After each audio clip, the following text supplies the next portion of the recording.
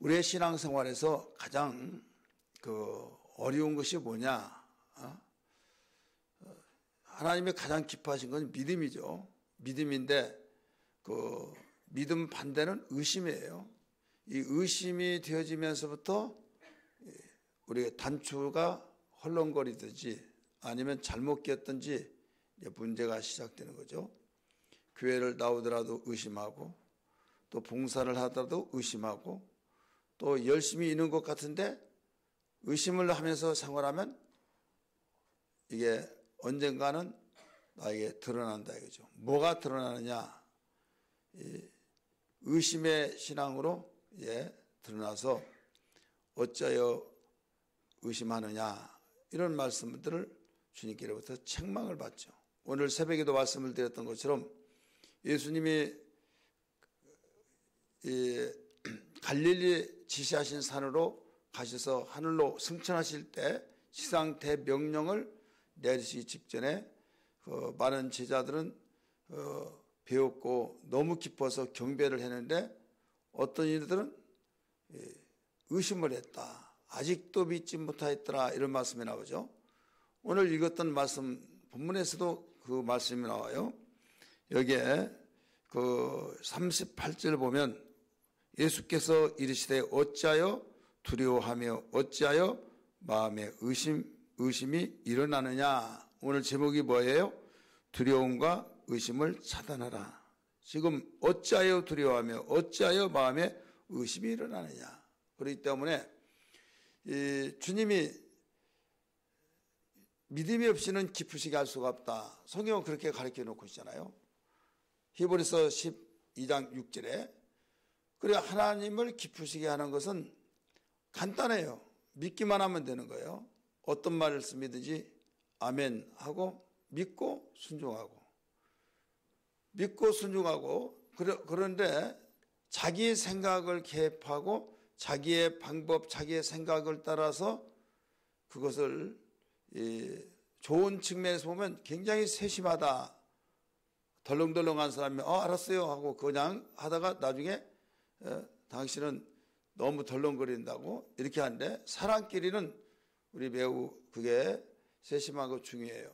그러나 하나님까지도 꼼꼼히 따져봐가지고 믿으려고 하는 이런 사람들이 있어요.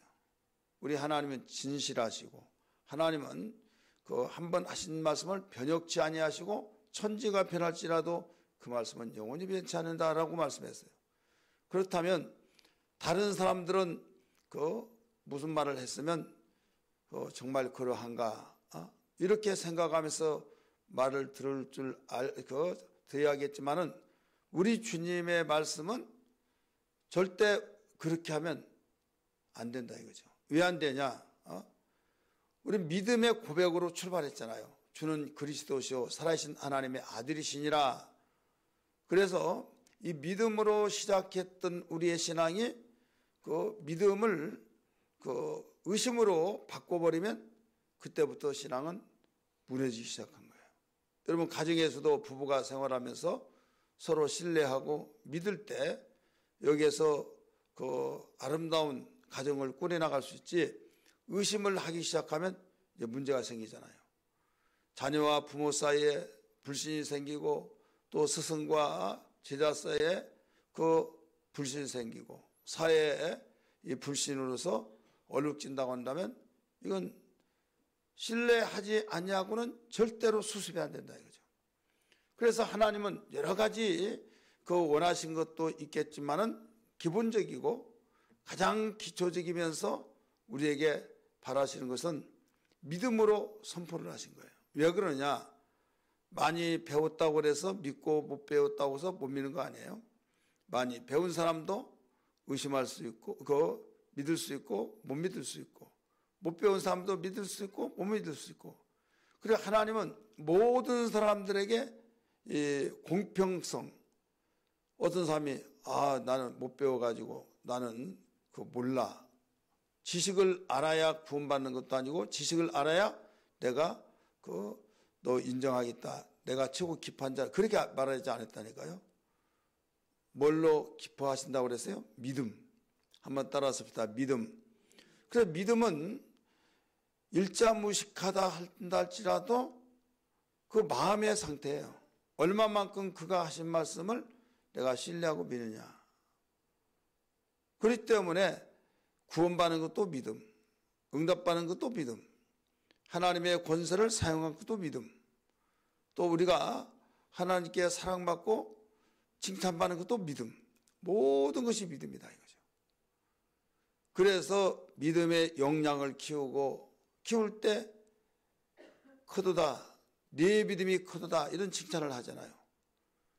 그런데 똑같은 믿음이 아니라 큰 믿음, 작은 믿음 이렇게 나오죠. 또 의심한 그 믿음을 믿음이 없다 이렇게도 가르쳐주고 있잖아요. 그래서 마가복음에서는 믿음이 없는 자를 꾸짖었다 이렇게 나와요. 마태복음에서는 아직도 믿지 못한 자들이 있더라, 의심한 자가 있다 이렇게 가르쳐줬어요. 오늘 본문의 말씀은 거기다가 두려워하며 어찌하여 너희는 두려워하며 어찌하여 너희는 믿음이 없느냐 이렇게 가르쳐주죠. 그래서 우리의 신앙의 이 적이 뭐냐, 우리의 신앙이 가장 세상에서 마귀에게 약점을 잡힌 것이 이 의심, 그 다음에 두려움. 이 두려움에는 뭐가 따라요? 형벌이 따른다 이거죠. 요한 1서의 말씀 보니까 두려움에는 형벌이 따르느니라. 근데 성령 충만하면 두려움이 담대함으로 바뀌어집니다. 의심이 믿음으로 바뀌어지고 또 긴가민가 하는데 확신으로 바뀌어지고, 그래서 변화의 역사 속에서 이 내적 변화는 자기 자신이 알잖아요. 옛날에는 큰 소리만 하더라도 막 가슴이 벌렁벌렁하고 누가 뭐라고 하면 저 사람이 나를 사기치려고 한 거 아닌가, 저 사람이 또 하나님 말씀을 들을 때도 정말 현실적으로 맞지 않은데 이렇 무슨 적 하면서 했는데 이제는 통째로 믿어버린다 이거죠. 그냥 안 믿는 것이, 나도 내가 나를 두고 생각하더라도 옛날하고 달라졌다 이거죠. 그걸 스스로 자신이 알게 되는 거예요. 그래서 우리에게 믿음 생활하면서 가장 적이 어디에 있느냐, 나에게 있는데 그 뭐가 적이냐, 두려움과 믿음이다. 이것을 우리가 항상 점검하면서 그 두려움은 담대함으로 바꾸고 또 의심은 믿음으로 바꿔서 무장을 해야 될 줄 믿습니다. 마귀는요, 어떨 때 접근하냐? 마귀는 전능자가 아니에요. 전능자가 아니기 때문에 상대가 얼마나 무섭냐, 거기에 따라서 자기가 멀어지고 얕보아지면 가까이에서 공격해버립니다. 그래서 예수님이 강하고 담대하라 이렇게 나오잖아요. 요한복음 16장 33절에 내가 너에게 평안을 주느니, 그러면서 세상에서 환난을 당하나 강하고 담대하라 내가 세상을 이겼노라 말씀하고 있잖아요. 여호수아를 통해서도 가르쳐줬고 이사야 성경을 통해서도 가르쳐줬고 좌로나 우로나 치우치지 말고 강하고 담대하라 그러면 내가 너와 함께하리라. 하나님이 함께 하시는데 왜 강하고 담대라고 했을까요? 하나님은 평강의 하나님이에요. 자, 조마조마하고 불안하는데 정서적으로 이런 이 생각이, 마음이 모아져야 안 모아져요? 흐트러집니다. 굉장히 머리가 복잡해진 거예요. 그래 말하면서도 예 하면서도 무슨 말을 했는지 몰라요.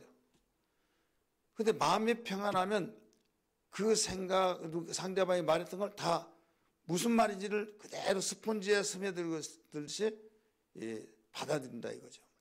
그래서 하나님은 인격적인 분이기 때문에 그 예수님이 무서워 벌벌 떨고 있는 제자들에게 너에게 평강이 있을지어다. 이 평강으로 먼저 찾아주시고 그 다음에 하나하나 짚어서 말씀을 가르쳐주고 있는 거예요. 두려워하지 말라, 놀라지 말라, 내가 너와 함께함이라, 이런 말씀들. 그래서 우리가 신앙생활을 잘하려고 하는데 두려움이 생긴다든지 의심이 생긴다든지 하면 무엇보다도 두려움을 해결하고 의심을 해결하는데, 두려움은 이 믿음이 따라오면 두려움은 해결됩니다. 왜 그런가 하면 내가 움직이면 그림자가 같이 움직이잖아요. 내가 멈추면 그림자도 멈춰요. 그래서 두려움과 믿음은 여기 상반적이에요. 그래서 믿음이 없을 때 두려움이 오고, 믿음이 있으면 두려움이 사라지고, 이것은 불가불 관계예요. 반드시 거기에서 그렇게 되어 있기 때문에 우리는 오늘 본문에서 주님이 무섭 벌벌 떨고 있는 그들에게 너에게 평강이 있을지어다, 평안할지어다 라고 말씀하고 있잖아요. 우리 한번 봅니다. 36절. 이 말을 할 때 예수께서 친히 그들 가운데 서서 이르되 너희에게 평강이 있을지어다. 평강이 있을지어다면 평안해야 하는데 오히려 뭐라고 그랬어요? 그들이 놀라고 무서워하여. 평안이 있으라고 했는데 놀라고 무서워했다고 그랬어요. 그 보는 것이 영으로 생각하니라. 자, 지금 예수님 십자가에 못 박혀 죽는다는 것을 알고 이제는 우리 잡으러 올 것이다, 우리 차례다 하면서 요한복음 말씀 보니까 문을 꽁꽁 걸어 잠그고 숨어 있잖아요. 예수님은 두들기지도 않고 그 가운데 나타나셔서 너에게 평강이 있을지어다 3번을 말씀하셨잖아요. 여기서는 한 번 말씀하시는데 여기에서 그들이 보고 놀랐더라, 무수했다 이거예요. 왜 무수했을까요? 무수한 이유가 뭐예요? 예수님이 죽었다가 살아나셔서 그들에게 너희는 평강이 있을지어다 했는데 왜 무수하느냐 이거죠. 여기 보니까 뭐 때문에 무수해요? 영으로 생각한지라. 우리 한번 따라합시다. 영으로 생각한지라. 자, 예수님은 육체로 이 세상에 오셨어요. 육체로 오셔서 함께 먹고 함께 자고 함께 복음 전도 사역하고 가르치고 배우고 훈련 받고, 그래서 그만큼 친밀감과 그분이 항상 함께 생활하는 그런 삶이었는데 영으로 생각했다. 영이라고 한 것은요, 지금 육체로 봐야 하는데 영으로 봤어요. 그래서 썸칫하는 거예요. 예를 들어서 여러분이 이렇게 이야기하다가 저 사람 좀 이상해, 좀 뭔가 이상해 하면서 저 사람 죽었다고 하더니 저 영으로 왔나? 그러면 썸칫하게 생각했어요. 그렇지 않겠어요? 누가 죽었다고 하는데 야 길순아 막 하면서 오랜만이다고 막 하는데 죽었다고도 하는데 너 살았냐 할 수도 없고 막 그래 얼마나 썸칫하겠냐. 등골이 오싹하면서 무서워하지 않겠어요? 그래 예수님을 영으로 보기 때문에 무서워한 거죠. 영으로. 전에는 왜 안 무서웠느냐? 여러분 요한 같은 경우는요, 예수님 무릎에 기대고 막 아기가 그 엄마 품에 기대고 그러면 그게 참 행복하게 보이고, 근데 성인인데 예수님에 기대면서 막 그러니까 그런 친밀감을 가졌는데 그분이 돌아가셨어요. 지금 벌벌 떨고 있어요. 그런데 너에게 평강이 있을지어다 하는데 무슨 생각이 들었다고요? 영으로 생각한 거예요. 그러니까 무소했다 이렇게 가르쳐줬죠. 지금 예수님을 뭘로 봐야만 됩니까? 여기서는 육신이시라는 걸 봐야겠죠. 육신이 살아나셨다 이거예요. 한번 따라합시다. 육신이 살아나셨다. 근데 영으로 보니까, 혹은 세상적으로 보면 죽은 자가 살아났으면 저 귀신 아냐? 이렇게 말하잖아요. 귀신 아냐? 그러면 썸칫하듯이. 그래서 무서웠다. 그러면 왜 영으로 생각했을까? 자, 영으로 생각한 이유가 뭘까요? 따라서 합시다. 육신의 생각으로 보았기 때문이다. 육신의 생각으로 본 거예요. 상황적으로 볼 때에 지금 분명히 예수는 죽었어요. 죽었는데 살았다, 살아나셔서 자기들에게 평강이 있을지다. 이것은 죽은 분이 여기에서 나타나는 영으로, 그러니까 얼마나 무섭겠냐 이거죠. 썸칫하지 않겠느냐. 왜 영으로 봤다고요? 육신의 생각으로. 여러분 성경은요, 육신의 생각은 사망이요 영의 생각은 생명과 평안이라 이렇게 가르쳐 줬어요. 그래 예수님을 보는 것이 육체의 부활로서 보고 정말 너무 기쁘고 감사하고 감격해서 막 그 기뻐하고 경배하고 그래야 하는데 굉장히 무서워했다고 그랬잖아요. 자기들은 현재 상황이 죽은 자는 지금 시체가 무덤 속에 있었는데 살아서 여기 왔으니까 있을 수가 없다. 육신의 생각을 하는 거죠. 말씀을 믿고 말씀을 따라서 믿었는데 상황을 따라서 보는 거죠. 상황을 따라서 보는 것이 육신의 생각이에요. 그래서 육신의 생각과 영의 생각은 항상 적대 관계가 있습니다. 여러분 로마서 8장 1절 보면 1절 2절 그런즉 누구든지 그리스도 예수 안에 있는 자는 결코 정죄함이 없나니 이렇게 나오잖아요. 지금 7장 로마서 7장은 그 율법에 관하여서 가르치고 있어요. 내가 죄를 지지 않으려고 하지만은 죄를 짓고 막 너무 고통스러워 오라 나는 공간 사람이라도 하면서 너무 바울이 시달렸어요. 갈등을 느꼈어요. 내가 선한 일을 하려고 하는데 선한 일을 안 되고 악한 일을 하고 그럴 때 너무 괴로웠다 이거죠.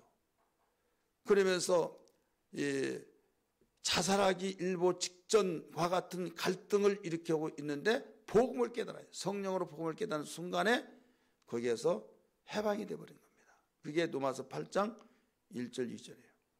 그런즉 누구든지 그리스도 예수 안에 있는 자는 결코 정죄함이 없나니 이는 정죄함이 없는 이유가 뭐냐 이거죠. 이는 생명의 성령의 법이 죄와 사망의 법에서 너를 해방하였느니라. 이렇게 복음으로서 깨달아지니까 자유가 되어지고 감사가 되어지고 기쁨이 되어지고 감격 속에서 고백이 되어지면서 무엇을 가르쳐 주는가 하면 자기와 같은 사람들이 반드시 있다 이거예요. 로마에 있는 교인들 누가 가르쳐 준 자가 없었습니다. 오순절 날에 로마에서도 오고 가바도키아에서도 오고 니비아에서도 오고 많이 왔잖아요. 수 없는 사람들이 오순절 지키기 와서 성령 받고 다시 왔던 것을 되돌아갔어요. 그래서 로마의 교회는 누가 세웠냐 할 때 천주교에서는 베드로가 세웠다 해서 베드로를 교황 일대 이렇게 생각해서 교황 그래서 베드로의 자치를 이어가서 거의 현재 이 일대일에 쭉 내려온 거예요. 그런데 베드로는 그 로마에 갔다고 하는 역사가 없습니다. 호바데스 같은 경우도 베드로가 거기에서 로마에서 이제 피해서 나오는데 예수님이 보고 말도 하지 않고 그냥 지나갔다고 그랬잖아요. 그러니까 주여 어디로 가시나이까 네가 버리고 간 로마를 향해서 내가 죽으러 간다 했다고 하는 영화가 나오잖아요. 이건 영화로 만들어서 천주교에서 그 작품을 만든 거예요. 언제 베드로가 가서 거기를 개척하고 교회 세웠냐? 이건 역사적으로 없어요. 그럼 누가 교회를 세웠냐? 바울이 세웠냐? 아니에요. 바울이 로마서를 쓸 때 그렇게 로마에 가기를 원했다고 그랬잖아요. 왜 로마를 가기를 원했냐? 내가 신령한 것을 너에게 나눠주기 위해서 그렇다. 근데 사단이 막았다. 그래서 하나님이 길을 열어줄 것을 나는 믿지만은 그러기 전에 소문이 들려온 거예요. 로마에 교회가 있는데 세계 모든 관문을 통과하는 데는 로마를 통해서 오늘날 같이 미국에 가보면 거기에 수많은 민족들이 다 모여서 미국 신문권만 받으면 미국인이잖아요. 대부분 사람들이 미국 선교하러 간다. 미국 선교사 하면 좀 고개를 갸웃갸웃하죠. 아니 미국을 선교하러 가? 하는 사람이 있어요. 근데 미국은 다민족이 살기 때문에 그들에게 복음을 증거하고 그들이 또 고국에 가고 유학생들도 이제 가고 그러면 또 그 민족에게 복음이 이제 증거되면 아주 효율적으로 선교한다. 그와 같이 노마도 그 당시 그랬어요. 그래서 바울이 노마를 그렇게 가기를 원했다 이거죠. 근데 사단이 여러 번 맞고 너무 가슴이 아프고 가기를 원하고 그런 가운데 편지를 먼저 쓴 거예요. 근데 노마의 교인이 있다고 하는 교회가 있다고 하는 사실을 알고 그 편지를 써서 그렇게 내가 너희를 보기를 원했다. 이유는 신령한 것을 나눠주기 위해서 그렇다. 이렇게 가르쳐줘서 신령한 것은 우리의 복음이죠.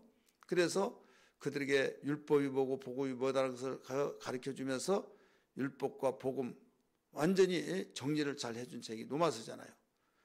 그러면서 율법은 1장에서 3장까지, 이거 2장 3장이에요. 4장은 믿음에 관한 거예요. 5장까지. 6장은 믿음으로 돌아온, 복음으로 돌아온 자는 예수 그리스도와 하나가 됐다. 7장은 이제 이 복음의 사람이 정리가 되어서 정말 복음의 사람이 되었는데 율법에서 헤매고 있다 이거죠. 그래서 바울 자신의 고백을 했어요. 간증을 한 거예요. 쉽게 말해서. 그러다가 복음을 제대로 아니까 내가 방황을 했구나. 이걸 가르쳐주고 온 거죠. 그러면서 새롭게 정리가 된 것이 8장을 가르쳐준 거죠. 그러면서 생명의 성령의 법이 죄와 사망들을 해방했다. 이렇게 일러주고 있죠. 그래서 5절에서 무엇을 가르쳐줘요? 육신의 생각을, 육신을 쫓는 자는 육신의 생각을, 영을 쫓는 자는 영의 생각을 하나니 이렇게 나오잖아요. 육신을 쫓는 자는 육신의 생각을, 영을 쫓는 자는 영의 생각 하나니 하면서 6절에서 그 8장 6절 뭐라고 나와요? 육신의 생각은 사망이요, 영의 생각은 곧 하나님의 생각입니다. 생명과 평안이니라 이렇게 나와요. 지금 그렇게 복음의 사람으로서 평안이 있고 자유가 있고 확신이 있고 두려운 것이 아니라 담대함이 있어야 된다 이거죠. 왜 그런데 담대함이 없고 두려워하느냐 이거죠. 왜 의심을 하느냐? 생각 자체가 잘못됐다 이거죠. 죗값을 다 지불해주고 내가 내 지지를 다 해결해줬다. 죗값을 다 지불해줘 버렸다. 다시 말해서 빚을 진 채권자가 채무자가 그 채권자 보면 항상 덜커덩하면서 아유 또 만났구나. 난 이제 죽었구나 하면서 얼마나 그 괴로워하겠어요. 당신 잘 만났어요. 내 돈 언제 줄 거야. 그러면서 굉장히 무거운 짐으로서 이제는 더 이상 못 참겠다 하면서 그거는 이제 협박으로 들려지죠. 왜? 채권자는 돈을 받아야 하니까 그 여러 가지 말을 하겠죠. 당신 데려다가 내가 종으로 삼고 처자식 다 종으로 삼겠다 하면서 이런 것들을 누가 봤냐? 지나가다가 어떤 사람이 봤어요. 그러면서 잘못됐다고 싹싹 빌면서 좀 살려달라고 하는데 참 안쓰러웠어요. 그래서 그 사람에게 도대체 저 사람 왜 그러냐? 당신은 뭔데 여기 끼어드느냐? 아니 저 사람이 저렇게 애원하고 그런데 뭔 사연이 있을 거 아니냐? 하면서 당신이 돈 갚을 거냐고. 아니 갚을 수 있으면 갚는 거지 왜 그렇게 말하냐 했을 때 돈 50억이 내 돈 갖다가 썼는데 빚을 안 갚는다. 지금 내가 그 돈만 생각하면 뚜껑이 열려서 완전히 마음 같아서는 어떻게 처리해버리고 싶은데 그러지도 못하고 내가 정말 잠을 못 자고 병이 났다 쭉 이야기하는 거예요. 이런 말을 듣고 상황을 다 들어보니까 정말 이 사람도 이해가 되지만은 이 사람도 이해가 되고 너무 안쓰러운 거예요. 그래서 내가 다 갚아주겠다. 예? 하면서 당신은 누구를 통해서든지 이 사람의 빚만 받으면 되지 않느냐? 꼭 저 사람한테만 받을 필요는 없지 않느냐? 그렇죠. 나는 누구를 통해서든지 나는 돈 50억을 받으면 된다. 좋다 해서 다 갚아줬어요. 갚아주고 이제는 당신은 이 사람한테 벌벌벌 이렇게 하지 말고 담대하게 자유의 몸으로 살아라. 그럴 때 고맙습니다, 감사합니다 막 하면서 그 다음부터 자유스럽게 살아야 안 살아요? 살아야죠. 그런데 의심을 해요. 무슨 의심이냐면, 아니 우리 아버지도 안 갚아주는데 저 사람이 나를 어떻게 한다고, 아무리 세상이 좋은 사람이 있다고 하지만은 의심을 하고 받아들이지 않고, 저러다가 무슨 더 덤탱이를 쓴 거 아닌가 막 이런 생각을 하다 보면 여러분 고맙다고 생각하겠어요? 안 하죠. 평안이 있겠어요? 없죠. 오히려 두려움이 있고, 이것은 빚을 안 갚아줘서 아니라 갚아줬는데 믿지 못함으로 그런 거예요. 그래, 이 생각 자체가 지금 어떤 사람이, 나를 알지도 못한 사람이 돈을, 그 많은 액수를 갚아줄 수 있느냐? 이건 있을 수 없어. 나를 더 이용해 먹으려고 그런다 하면 오히려 더 끔찍하게 생각하고 막 그럴 거 아니냐 이거죠. 그래, 육신의 생각을 가지고 지금 현실 고백한 세상인데 어떤 사람이, 저 사람이 나를 빚을 갚아준다고? 구걸할 때 한 1,000원짜리 주면 내가 이해하겠지만 50억을 갚아준다. 이건 신뢰하지 못하고, 육신의 생각, 상황적으로 볼 때는 이건 갚아줄 돈이 아니다 할 때는 생각 자체가, 자기 생각은 그래 맞으니까 두려운 거죠. 그러나 정말 아무 조건 없이 채권 채무자가 너무 불쌍해서, 그 상황을 보니까 너무 안쓰러워서 돈을 다 조건 없이 갚아줬다 이거죠. 그리고 떳떳하게 살아라. 억압받지 말고 살아라. 그러면서 자유의 몸이 되라. 믿으면 어떻게 될까요? 고맙습니다, 감사합니다 하면서 관계가 맺혀지겠죠. 생명의 은인이십니다. 믿는 것과 믿지 않는 것은 이렇게 큰 차이가 나요. 그러면 어떻게 해서 나를 이렇게 큰 돈을 빚을 갚아줬습니까? 라고 물어보니까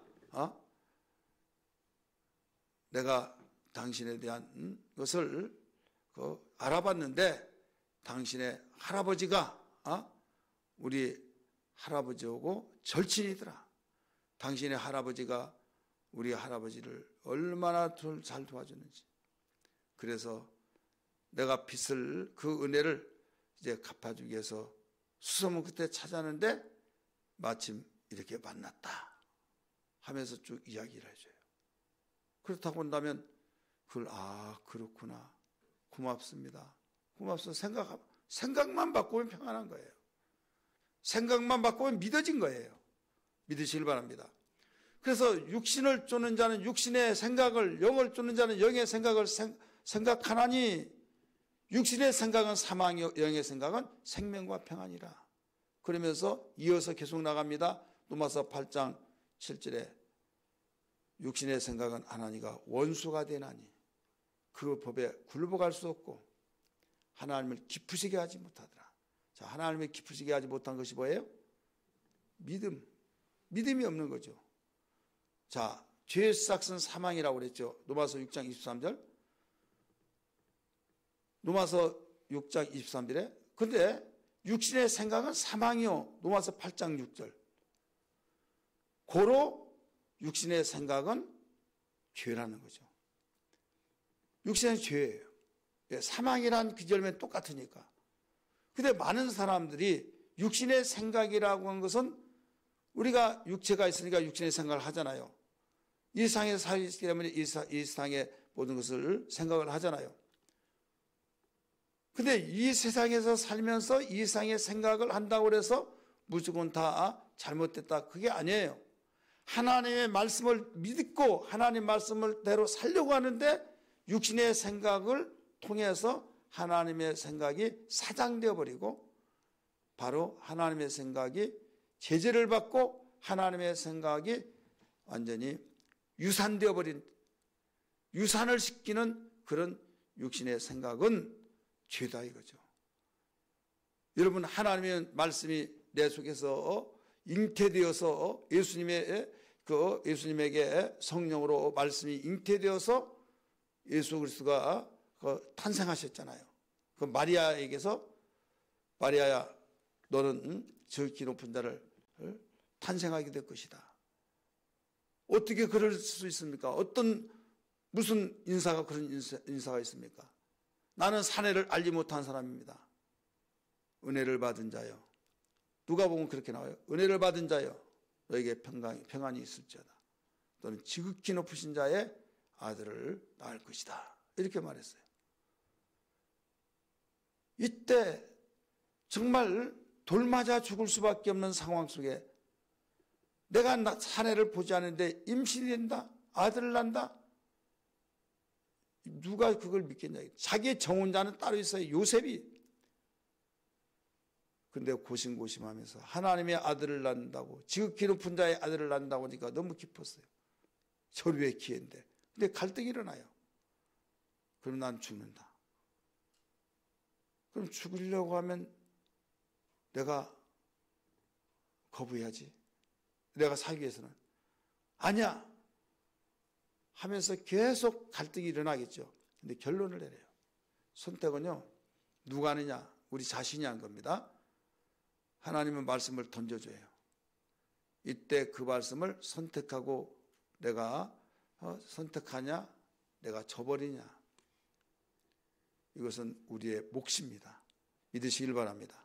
따라합시다. 우리의 몫이다. 그래서 마리아는 결단을 내려요. 주여 계집종에게 주의 말씀이 이루어지기를 원하나이다. 개혁성경에 주여 계집종에게 주의 말씀을 이루어지사이다. 여기 나오죠. 이루어지라는 거죠. 이것은 뭐냐면 내가 죽을지언정 내가 주의 말씀이 이루어지려고. 자, 구약성경을 알게 해서 보려고. 알죠? 보라 처녀가 아들을 낳으니 그 이름이 임마누엘이라 하리라 하신 말씀을 예언자들이 하는 말을 다 알잖아요. 그래 그 말씀이 있는데 그 말씀대로 이루어지기를 원하나이다. 말씀을 수용했어요. 받아들였어요. 어떤 오해가 있을지라도, 어떤 비판이 있을지라도, 심지어는 돌 맞아 죽는다 할지라도 내가 기꺼이 그 말씀을 내가 받아들여서 지극히 높은 자의 아들을 낳으리라. 그때 죽으면 죽으리라고 하는 각오를 가지지 않고는 수용할 수가 없는 거예요. 오늘 우리는 하나님 말씀을 들을 때 세상에서 이해되지 않는 말씀들을 내가 믿는다고 할 때 얼마나 힘들겠습니까? 그렇기 때문에 핍박이 생긴 거예요. 오해가 생긴 거예요. 그래서 조롱이 생기고 모욕을 받고 맞아 당신 잘못 생각해서 막 이렇게 말할 수도 있잖아요. 지금 현실을 지키자라 하면서 여러 가지 말로 우리를 달콤하게 논리적이고 현실적이고 타당성 있는 말을 하면서 누가 뭐라고 하더라도 다 그 말에 맞게 그럼 들려진다 이거죠. 달콤하게 들려져요. 그러나 또 기도해보고 기도해보면 또 말씀을 통해서 또 목사님이 설교할 때도 단사하면 아니라고 하는데 설교하는데 어머 어떻게 내 속을 아시고 저런 말씀이 주어질까 하면서 받아들일 때 위로가 되어지고 눈물이 콱 쏟아지면서 평안이 되어진데 또 돌아서면 아니야. 막 계속 갈등이 일어난다 이거죠. 이 말씀 붙들고 기도하고 또 작정 기도도 해보고 금식도 하고 기도하면 계속 그 말씀이 목사님이 선포했던 그 말씀, 성경에 있는 말씀을 뚜렷하게 읽고 그러면서 이제는 계속 경건의 생활하면 할수록 더 뜨겁고 새롭고 그래서 이제 육신의 생각이라는 것을 내가 차단시키고 하나님 말씀으로 잉태시킬 수 있는 과정. 어미닭이 알을 품고 있을 때 병아리가 나오죠. 그냥 들락거리면 내가 절대 이건 사생아가 됩니다. 21일 동안 거기서 나오지 않고 겨우 물만 먹고 바로 올라가서 씻기 전에 다시 또 알을 품어야 해요. 그래서 거기에 부화가 된 겁니다. 하나님의 약속된 말씀을 우리의 마음속에 받고 아멘 주의 말씀이 이루어지기를 원하나이다 믿습니다 하면서 말씀을 부여잡고 기도하고 말씀을 의지하고 사모하고 할 때 우리의 마음이 뜨거워지고 새로워지고 강화해지면서 이 말씀이 현실이 되어진 것을 믿으시길 바랍니다. 할렐루야. 우리는 단순하게 그냥 주의 말씀이 이루어지사이다 라고 마리아가 그렇게 했다라고 가르쳐줬지만은 여기에 깊이 있게 보면 얼마나 갈등이 심했냐. 그 연상을 우리는 해볼 줄 알아요. 그래서 바울이 로마에 있는 교회에게 성도들에게 한 번도 얼굴을 보지 못했지만 그 말을 한 거예요. 복음의 사람으로 살아라. 율법의 사람으로 살지 말고 복음으로 살아야 된다. 왜? 누가 가르쳐준 사람이었는데 예수님의 피로 하나님의 자녀 되어서 한 번도 보지 못했지만은 가르쳐주고 싶은데 사단이 막아서 갈 수는 없고 그래서 편지를 써서 그 내용을 하는 거예요. 육신을 쫓는 자는 육신의 생각을, 영을 쫓는 자는 영의 생각하나니 육신의 생각은 사망이요 하나님의 생각은 생명과 평안이라. 육신의 생각은 하나님과 원수가 되나니 하나님의 법에 굴복하지 못하고 하나님을 기쁘시게 못하느니라 라고 일러주고 있잖아요. 그래서 오늘 본문 속에서 주님이 이 상에 부활하셔서 나타나셔서 그들에게 평안이 있으라고 했으면 선생님이 할 텐데 무소했다 이거죠. 왜 무소했다고 그랬어요? 본문 속에서 보니까 영으로 생각한지라. 왜 영으로 생각했어요? 지금 무덤 속에 있을 분이 여기 왔다는 것은 이건 영으로 지금 살아나오셨구나. 영이시구나. 예수님 모양도 예수님 모양이니까 귀신이라고는 할 수는 없고 예수님은 예수님인데 영으로 생각. 그러니까 예수님은 그들에게 아니다 하면서 내 손과 발을 만져봐라. 가르쳐 주잖아요. 만져봐라. 이건 무엇을 만져보라고 해요? 못자국도 만져보고 또 손자국도 손에 못자국도 발도 이 못을 박았으니까 그러면서 영은 뼈와 살이 없느니라. 따라합시다. 영은 뼈와 살이 없느니라. 그러니까 나는 육체의 부활로 했는데 너는 왜 영적으로 생각하냐? 영으로만 생각하느냐? 이거예요. 자, 영으로 생각하는 이유가 뭐예요? 예수는 죽었다. 죽었는데 어떻게 사냐? 이거예요. 이게 무슨 생각이에요? 육신의 생각. 죽은 자가 어떻게 사냐 이거죠. 말씀을 믿지 않기 때문에. 예수님이 이 상에 계시면서 마태복음 16장 21절 최초에 제자들에게 신앙 고백한 제자들을 비롯해서 거기에 베드로를 비롯해서 이때로부터 인자가 장로들에게 대제사장과 장로들에게 서기관과 이들에게 고난을 받고 죽임을 당하고 제3일에 살아나야 할지니라 이렇게 말씀했어요. 마태복음 16장 21절에. 근데 이게 세 번이 나옵니다. 공생애 가운데 17장이 또 나옵니다. 우리 16장 한번 읽겠습니다. 16장 21절 마태복음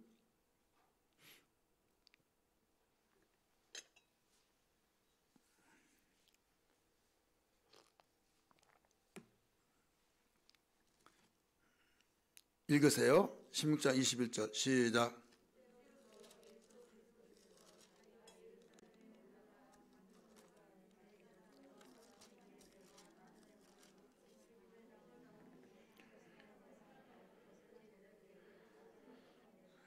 아멘. 여기에 고난을 받고 죽임을 당하고 제3일에 살아나야 할 것을 제자들에게 비로소 나타내시니 예언을 했어요 안 했어요? 말씀했어요 안 했어요? 했죠. 살아난다. 3일 만에 살아난다고 가르쳐줬어요. 한 장 넘겨서 17장 보세요. 또 17장 22절 23절 읽습니다. 시작. 갈릴리에 모일 때 예수께서 제자들에게 이르시되 인자가 장차 사람들의 손에 넘겨져 죽임을 당하고 제3일에 살아나리라 하시니 살아난다고 했어요 안 했어요? 했죠. 우리 또 봅니다. 20장 18절 20장입니다. 18절 19절까지 읽습니다. 시작.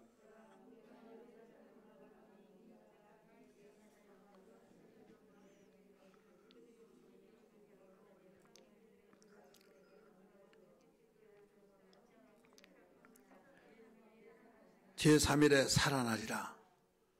자, 그러면 예수님이 제자들에게 가르쳤단 말이에요. 고난을 받고 죽임을 당하고 3일 만에 살아나리라.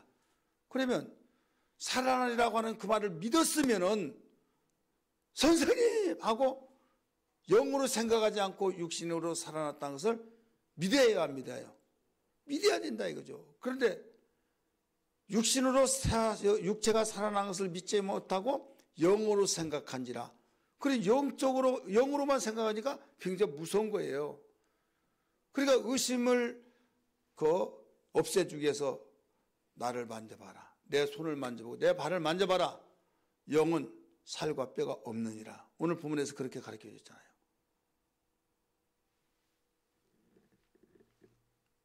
그 다음에 또 더 확신을 심겨주기 위해서 너희들 먹을 것이 없느냐 했더니 그 생선이 있으니까 그걸 줘서 먹었더라 이렇게 나오잖아요.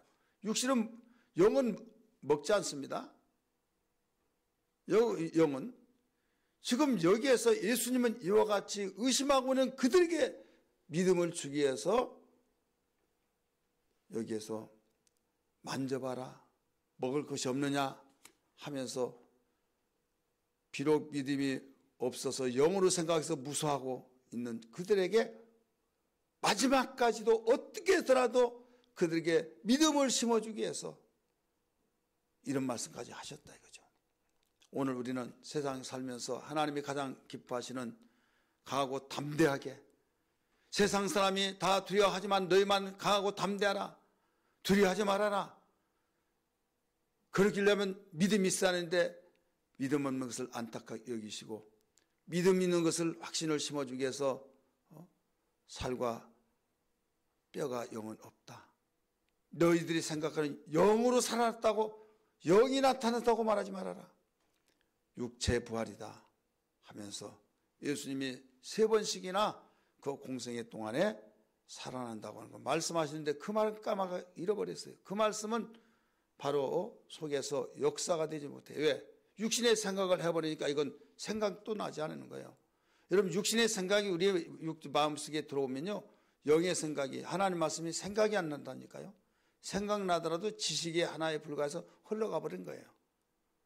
그렇기 때문에 우리는 어떤 일이 있더라도 우리는 육체는 그 영혼을 담는 그릇입니다. 영혼을 담는 그릇이기 때문에 내 영혼이 잘 되려면 내 영혼은 무엇을 먹고 살아요? 말씀을 먹고 살죠. 그렇기 때문에 육신의 생각에 들어오면 내 영혼은 말씀을 먹을 수가 없는 거예요. 육신의 생각이 얼마나 우리에게 정말 영적 생활을 하는데 암초라는 것을 알아야만 합니다. 어제 아침에도 오늘 아침에도 말씀드렸잖아요. 우리는 어차피 그릇에는요 공기가 채워지면 물이 있을 때 물이 채워지면 공기가 빠져나가고 물이 없어지면 공기가 채워지고 둘 중에 하나는 채워진다 이거죠. 우리의 영혼 속, 우리의 마음속에 육신의 생각이 들어오면 영의 생각은 자리 잡을 수가 없어요. 영의 생각이 우리의 마음속에 충만하게 채워지면 육신의 생각은 사라집니다. 그래서 살 길이 뭐냐? 육신의 생각을 우리는 차단시켜야 될 줄 믿습니다. 차단하는 비결이 뭐냐? 말씀과 기도로 우리는 생활을 해야만 합니다. 그래서 말씀과 기도로 거룩해지니라 라고 디모데전서 4장 2절 가르쳐주고 있잖아요. 하나님의 말씀 붙들고 그 말씀대로 살기 위해서 기도하고 그러면 그 말씀대로 살기 위해서 기도하다 보니까 그 말씀이 내 속에서 여기서 들어와서 그 말씀이 계속 기도라는 것은 대화잖아요. 하나님께. 그러면서 그 말이라고 하는 것은요. 그 말을 더 증폭시킵니다. 따라합시다. 말은 대화라는 것은요. 그 대화의 핵심을 증폭시킨 거예요. 구심점을 만든 거예요. 그래서 뿌리를 내리게 만든 겁니다.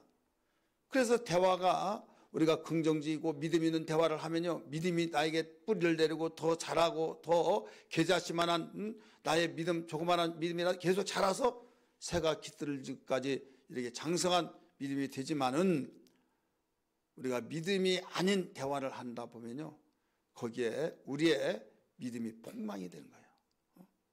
그렇기 때문에 대화도 정말 하나님이 기뻐하신 믿음에 유익한 대화를 해야겠고, 믿음에 우리에게 도움이 되는 대화를 할 때 믿음의 사람으로서 승리의 삶이 될 줄 믿습니다. 오늘 제목은 두려움과 의심을 차단하라 말씀이에요. 두려움과 의심, 육신의 생각이요, 이렇게 우리의 영적 생활을 병들게 하고 있는 오늘날 이 시대, 하나님 말씀을 읽지 않고 하나님 말씀 묵상하지 않고 말씀을 붙들고 기도하지 않고, 기도를 하더라도 말씀과 관계없이 무엇을 먹을까 입을까 마실까 기도하니까 여기에 말씀이 내 속에서 바로 뿌리를 내려야 하는데, 뿌리를 내리지 못하고 무엇을 먹을까 입을까 마실까 육신의 생각에 기도했던 것이 뿌리를 내리니까 이게 잡초예요. 쉽게 말해서 잡초만이 무성하고 잡초가 계속 자라고, 그러다가 하나님은 응답하지 않잖아요. 그러면 내가 이렇게 기도했는데 왜 하나님 응답하지 않느냐, 어디에서 빰 맞고 어디에서 화풀이 하듯이, 이런 오늘날 한국교회 교인들이 그런 기도를 하고 있다 이거죠. 그렇게 가르쳐 주더라도요, 그냥 고개 끄덕끄덕하고 나는 내 방법대로 기도가 있습니다, 이런 식으로 기도하는 거예요. 내 방법대로 기도하는 것이 있고, 내 방법대로 신앙생활하는 것이 있고, 내 방법대로 우리의 신앙생활에서 누가 뭐라고 하더라도 내 마음에 맞으면 그 설교가 은혜스럽고, 내 마음에 틀리면 아무리 하나님이 기뻐하시는 말씀을 증거하더라도 내 마음에 틀리면 설교 못한 거예요. 그러니까 무엇을 기준으로 보냐면, 내가 가지고 있는 그 생각과 마음과 내가 바라고 있는 것을 터치해주면 너무 신바람 나는 거예요. 목사님 은혜 많이 받았습니다, 그게 아니다니까요. 하나님의 말씀이 내 속에 떨어져서, 여러분 네 가지 밭 가르쳐 줬잖아요. 길밭, 바위, 가시덤불, 좋은 땅에 떨어졌을 때 씨가 좋은 땅에 떨어져야 하잖아요. 그런데 씨가 떨어지지 않는 상태에서 뭐가 자라겠습니까? 씨가 떨어지지 않는데 그 씨가 여기서 자랄 수 있어요? 아니에요. 그래서 말씀을 잘 듣고, 우리가 성경을 읽고 말씀을 읽고 말씀을 묵상하고, 그러면서 하나님 오늘 주일 하나님 만나러 갑니다. 하나님 여기잖아요. 보이지 않잖아요. 어떻게 만납니까? 말씀이신 주님을 만나는 거죠. 태초에 말씀이 계시니라, 이 말씀이 하나님과 함께 계셨으니 이 말씀 곧 하나님이시니라. 할렐루야. 그래서 말씀을 사모하면서 목사님의 입을 통해서 증거되는 그 말씀이 아멘으로 고백이 되어지면서, 아멘이 되었으니까 이제 여기에 떨어졌어요. 자, 떨어졌으면 어떻게 하겠어요? 씨를 뿌렸어요, 감으로. 그러면 씨가 모래땅에 떨어졌다고 가정해 보세요. 물이 없으니까 씨가 볶아져 버립니다. 싹이 날 리가 없죠. 그러니까 거기에 물을 주고 계속 씨가 싹이 나도록. 그게 뭐냐면 잘못된 우리의 생각들을 회개하고, 그 말씀도 살기 위해서 결단하면서 기도하고, 이게 성령의 담비라는 걸 믿기 바랍니다. 성령으로 그 말씀이 잉태가 되듯이 성령으로 내 마음속에 떨어졌던 하나님 말씀이 여기에 싹이 나서 말씀이 잉태되어서 그 말씀이 약속으로 드러난다 이거죠. 그러면 의심할 이유가 없잖아요. 그렇게 될 때 야, 하나님은 살아계시다 하고 가고 담대해진다 이거죠. 세상이 아무리 우리를 위협한다 할지라도 하나님보다 강합니까? 하나님보다 강한 자 아무도 없잖아요. 그래서 주님은 지상명령 속에서 뭐라고 했습니까? 볼지다 내가 세상 끝날까지 너희와 함께 있으리라 라고 말씀했잖아요. 하나님이 우리와 함께 계시면 게임이 끝나는 거예요. 할렐루야. 하나님은 만유의 주가 되십니다. 만주의 주가 되시고 만왕의 왕이 되시고 능치 못함이 없는 전능자시고 전지하신 분이시고 무소부재하신 분이시요 영원하신 분이요, 그분이 나와 함께 계신다고 하는데 누가 우리를 건들 수 있겠습니까? 그래서 주님이 함께 하신 가운데 내가 죽었다, 말씀대로 살다 죽었다 순교자가 되어지고, 하나님 말씀대로 우리가 살다가 정말로 살아도 하나님께 영광이요, 죽어도 영광이요, 우리는 이 세상에서 모든 것이 종착이 아니라 영원한 나라가 있기 때문에, 그렇기 때문에 세상이 알지 못한 비밀을 가지고 가고 담대하게 살아갈 수 있는 거예요. 그러나 나나 여러분이나 육신의 성격이 딱 와서 육신의 생각으로 나를 덮어버린다고 한다면 아무리 목사랄지라도 별 수 없는 거예요. 그래서 깨어라, 근신하라, 우는 사례가 두루 담으면서 삼킬자를 찾고 있다라고 일러주셨으니 항상 우리가 근신할 수 있어야 될 줄 믿습니다. 여러분, 새벽 기도에 우리는 사순절 세일의 특별 기도회를 우리가 잘 은혜스럽게 마쳤습니다만은, 여기에서 야 자유 이제 끝났다, 이제 성숙해서 그러지 않고 훈련이다 해서 지금 잘 진행하고 있지만은 언제까지 이야기했어요? 언제까지요? 주님 오실 때까지. 주님 내일 모레 오시면 좋겠지만은 언제 오셔?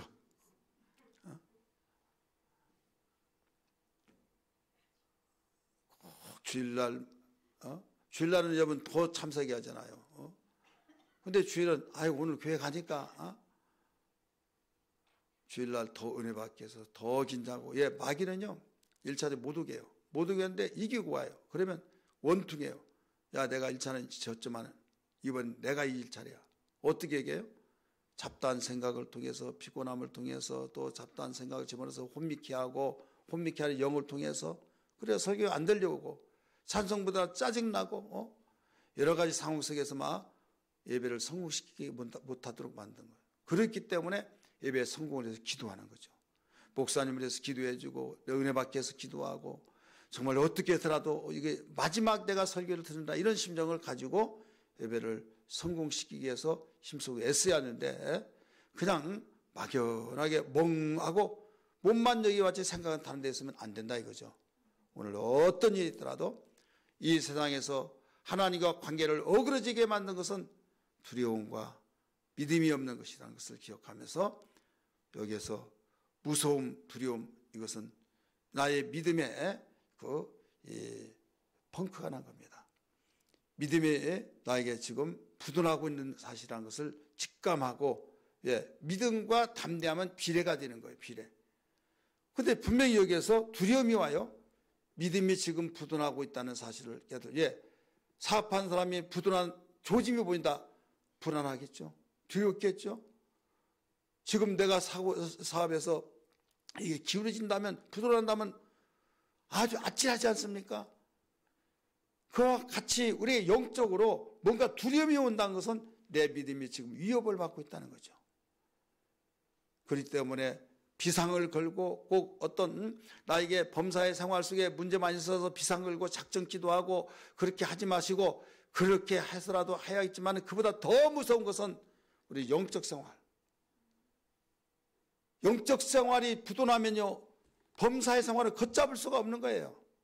영적 생활이 든든하면, 부도나지 않으면 우리의 범사 생활이 삐거ha더라도 회복하는 것은 식은죽먹입니다. 나란 존재는 영원히 존재고 우리 육체는 영혼의 그릇이에요. 그렇기 때문에 하나님이 보실 때 우리의 존재 가치를 육체로 보느냐 영혼으로 보느냐, 영혼이 더. 그래서 내 영혼아 이런 말이 있지만은 다른 데는 나 영혼아 이렇게 나오잖아요. 지금 우리가 이 세상에 살면서 우리 마음속에 있으니까, 영혼이 내 마음속에 있으니까 내 소의 끝같이 느껴지지만은, 우리가 육체 옷을 벗을 때는 나란 존재는 영혼이란 걸 믿기 바랍니다. 영혼이 우리의 존재예요. 그렇기 때문에 이 영혼의 존재를 깨닫고 영혼이 살기 위해서는 애통이 여기고, 영혼의 때를 위해서 우리가 기도하고 근신하고 성령으로 충만하고 해서, 어떤 가운데서도 나만 그런 것이야 다른 사람 다 그러던데요, 이런 그것 본받지 말고 다른 사람이 다 그런 날짜다. 한 사람이라도 하나님이 원하시고 나 한 사람이라도 정말로 바로 살아서 내 주변에 이 성령의 불길을 점화시켜줘서 영적 운동이 일어나리라. 이런 소망과 우리 비전을 가지고 나가야 될 줄 믿습니다. 할렐루야.